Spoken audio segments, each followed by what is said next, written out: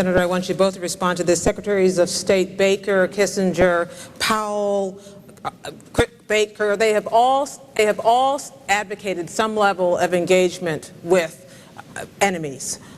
Do you think these former secretaries of state are wrong on that?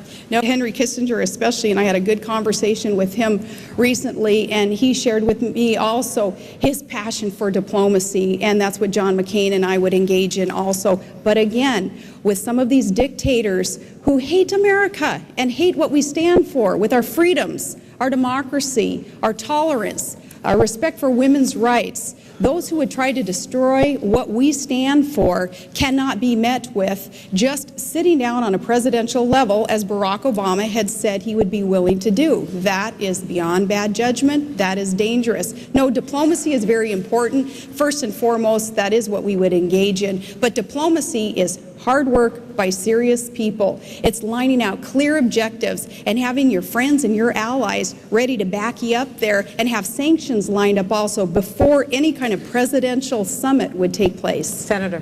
Can I clarify this? That's just simply not true about Barack Obama. He did not say he'd sit down with Ahmadinejad. The fact of the matter is, it surprises me that Senator McCain doesn't realize that Ahmadinejad does not control the security apparatus in Iran. The theocracy controls the security apparatus, number one. Number two, 5 secretaries of state did say we should talk with and sit down. Now, John and Governor Palin now say they have a passion, I think the phrase was, a passion for diplomacy, and that we have to bring our friends and allies along. Our friends and allies have been saying, Gwen, sit down, talk, talk, talk.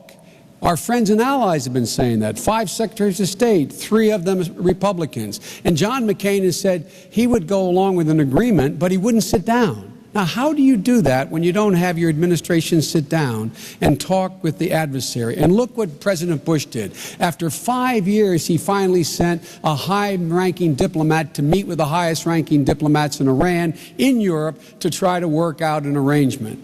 Our allies are on that same page. And if we don't go the extra mile in diplomacy, what makes you think the allies are going to sit with us? And last point I'll make. John McCain said as recently as a couple weeks ago he wouldn't even sit down with the government of Spain, a NATO ally that has troops in Afghanistan with us now. I find that incredible. Governor, you mentioned Israel and your support for Israel. Yes. What has this administration done right or wrong? This is the great lingering unresolved issue, the Israeli-Palestinian conflict. What have they done, and is a two-state solution the solution? A two-state solution is the solution, and Secretary Rice, having recently met with leaders on one side or the other there, also still in these waning days of the Bush administration, trying to forge that peace, and that needs to be done, and that will be top of an agenda item also under a McCain-Palin administration. Israel is our strongest and best ally in the Middle East. We have got to assure them that we will never allow a second Holocaust, despite, again, warnings from Iran and any other country that would seek to destroy Israel, that is what they would like to see. We will support Israel, a two-state solution, building our embassy also in Jerusalem, those things that we look forward to being able to accomplish with this peace-seeking nation. And they have a track record of being able to forge these peace agreements. They succeeded with Jordan. They succeeded with Egypt. I'm sure that we're going to see more success there also. It's got to be a commitment of the United States of America, though, and I can promise you in a McCain-Palin administration that commitment is there to work with our friends in Israel. Senator. Gwen, no one in the United States Senate has been a better friend to Israel than Joe Biden. I would have never, ever joined this ticket were I not absolutely sure Barack Obama shared my passion. But you asked a question about whether or not this administration's policy had made sense or something to that effect. It has been an abject failure, this administration's policy. In fairness to Secretary Rice, she's trying to turn it around now in the 7th or 8th year. Here's what the president said when we said no. He insisted on elections on the West Bank when I said and others said and Barack Obama said, big mistake. Hamas will win, you legitimize them. What happened? Hamas won. When we kicked, along with France, we kicked Hezbollah out of Lebanon. I said and Barack said, move NATO forces in there, fill the vacuum, because if you don't, Hezbollah will control it. Now what's happened? Hezbollah is a legitimate part of the government in the country immediately to the north of Israel. The fact of the matter is the policy of this administration has been an abject failure. And speaking of freedom being on the march, the only thing on the march is Iran. It's closer to Obama. Its proxies now have a major stake in Lebanon as well as in the Gaza Strip with Hamas. We will change this policy with thoughtful, real live diplomacy that understands that you must back Israel in letting them negotiate, support their negotiation, and stand with them, not insist on policies like this administration has. Has this administration's policy been an abject failure, as the senator says, Governor? No, I do not believe that it has been, but I'm so encouraged to know that we both love Israel, and I think that is a good thing to get to agree on, Senator Biden. I respect your position on that.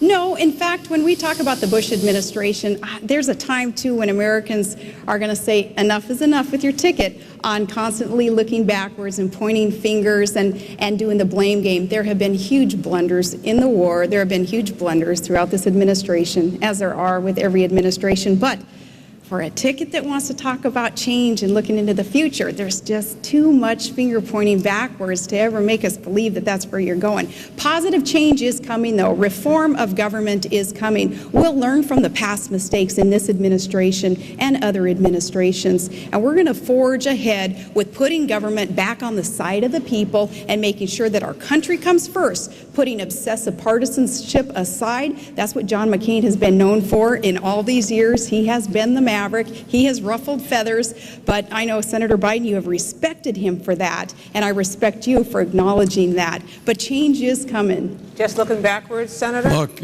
past is prologue, Grant. The issue is, how different is John McCain's policy going to be than George Bush's? I haven't heard anything yet. I haven't heard how his policy is going to be different on Iran than George Bush's. I haven't heard how his policy is going to be different with Israel than George Bush's. I haven't heard how his policy in Afghanistan is going to be different than George Bush's. I haven't heard how his policy in Pakistan is going to be different than George Bush's. It may be, but so far, it is the same as George Bush's, and you know where that policy has taken us. We will make significant change, so once again, we're the most respected nation in the world. That's what we're going to do.